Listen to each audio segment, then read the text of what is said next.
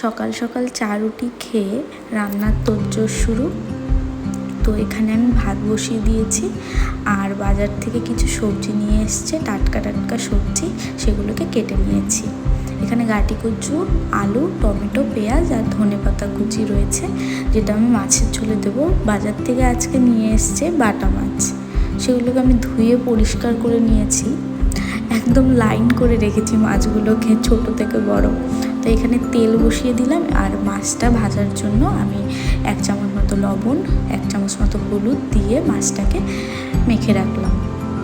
তেলটা গরম হওয়া পর্যন্ত, তেলটা গরম হয়ে গেলে মাছগুলো এভাবে আমি ভেজে নেবো একটা করে তো না, এই 3-4টা করে মাছ দিলে পরে আমার এখনও প্রচণ্ড ভয় করে, মানে এত তেল ছেটে।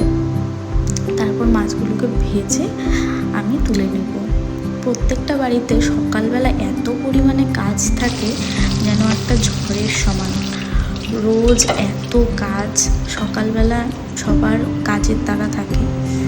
তো এখানে আমি মাছের ঝোলের জন্য তেলের উপর দিয়ে দিলাম কালো জিরা আর পেঁয়াজ ফোড়ন। সেটাকে মোটামুটি একটু ভাজা ভাজা করে নেব। আর এখানে দেখো ভাজতে ভাজতে একটু বেশি ভাজা হয়ে গেছে। তারপর আমি দিয়ে দিয়েছি কাঁচা লঙ্কা, টমেটো। এরপর একটা মিশ্রণ তৈরি করে নেব, যেটা হলো তরকারিতে দেব।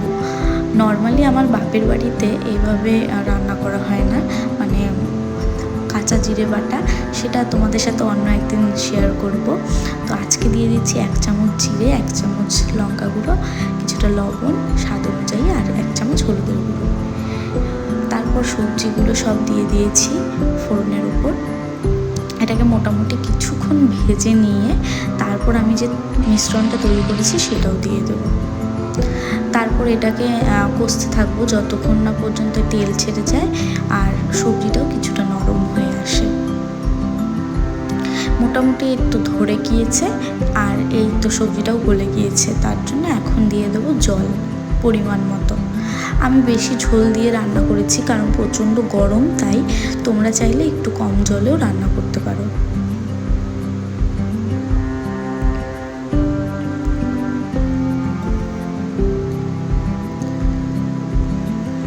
ঝোলটা মোটামুটি ফুটে এলে তারপর দিয়ে দেবো মাছগুলো একে একে করে।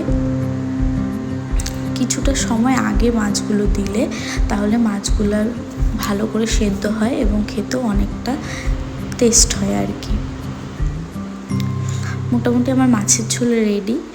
তো তোমরা এইভাবে একদিন রান্না করে খেও আর জানিও কেমন লাগলো। প্রচণ্ড গরমে এরকম পাতলা পাতলা মাছের ঝোল খেলেই ভালো লাগে, যাতে শরীরটাও ভালো থাকে আর খেতেও ভালো লাগে। তারপর আমি আরেক দিকে বাঁধাকপি রান্না করব, তার জন্য কড়াই বসিয়ে দিয়েছি আর বাসন মাজতে শুরু করে দিয়েছি। কিছুটা বাসন বেরিয়েছিল, একবারে অনেক বাসন দেখলে আমার কেমন জানি ভয় হয়। তার জন্য আমি রান্না করতে থাকি আর কিছুটা বাসন পরিষ্কার করতে থাকি, যাতে অনেকগুলো বাসন হয় না আর অনেকগুলো কাজও থাকে না একসাথে। আস্তে আস্তে সম্পূর্ণ কাজ হয়ে যায়, রান্নাও শেষ, বাসন মাজাও শেষ, লাস্টে শুধু কড়াইটা থাকে। তো এখানে আমি বাঁধাকপি কেটে নিয়েছি আর কিছুটা আলু কুচি করে নিয়েছি, যেটা দেবো।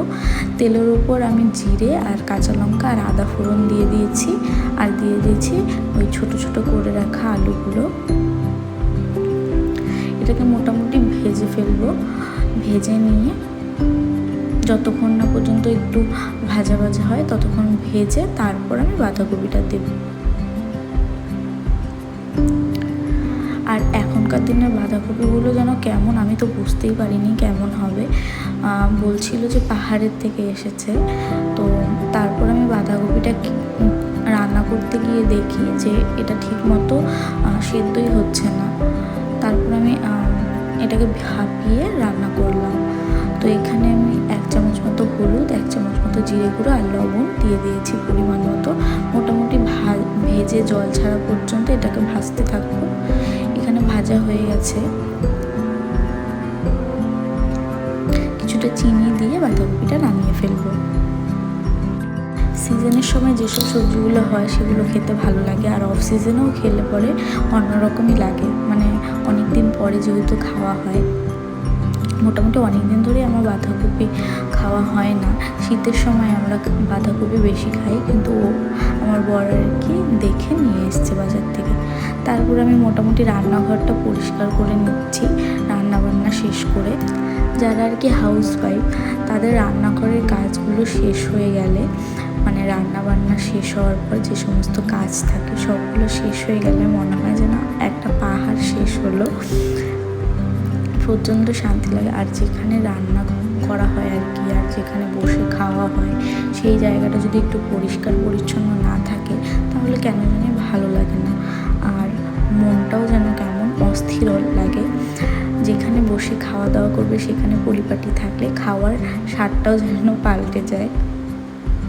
তো এখানে আমি রান্নাঘরটা গুছিয়ে ঘরে এসে দেখি যে আমার বর তো অনেকটা দেরি করে উঠেছে, শরীরটা ভালো ছিল না বলে, তাই এসে দেখি বিছানাটা ওভাবেই পড়ে আছে। তো তারপর আমি বিছানাটা গুছিয়ে নিচ্ছি।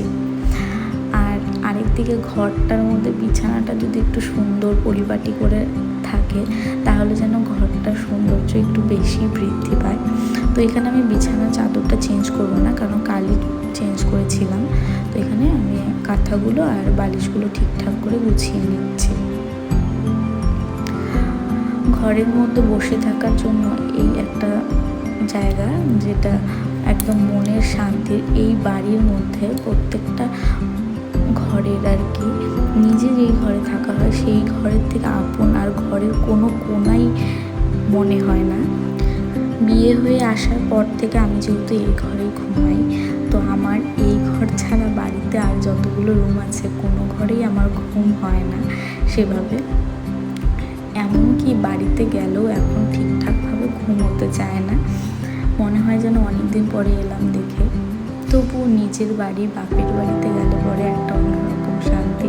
সেখানে তো সবাই প্রিন্সেস ট্রিটমেন্ট পাই, মানে কোনো কাজ করতে হয় না। তবুও কেন জানি বিয়ের পরে এখন কিছুদিন যাওয়ার পরে এখন কেন জানি আমার মনে হয় যেন আমার নিজের সংসারটা ফেলে এসেছি। তো বিছানা টিছানা পরিষ্কার করে আমি এখন স্নানে যাচ্ছি। তোমরা জানিও আমার ভিডিওগুলো কেমন লাগছে, ভালো লাগলে একটা লাইক, কমেন্ট আর শেয়ার করে দিও, আর চ্যানেলটা সাবস্ক্রাইব করে নিও।